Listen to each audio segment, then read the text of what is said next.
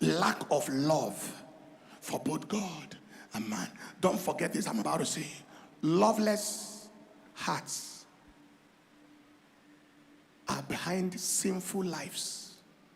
Loveless hearts are behind sinful lives. When the heart is bankrupt of love for God, I preach some of these things in the midweek service in another way. You can listen to that.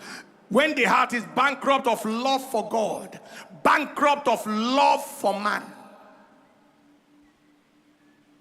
living sinfully is not hard.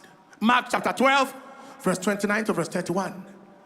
When one of the scribes asked Jesus, what is the greatest commandment? He answered him and said, the first of all the commandments is, hear, O Israel, the Lord our God is one Lord. Thou shalt love the Lord thy God with all thy heart, and with all thy soul, and with all thy mind, and with all thy strength. This is the first commandment. And the second is like, namely this, thou shalt love thy neighbor as thyself. There is none other commandment greater than this. You love your neighbor as yourself. It's love God and love your neighbor. You don't need to remember the commandments.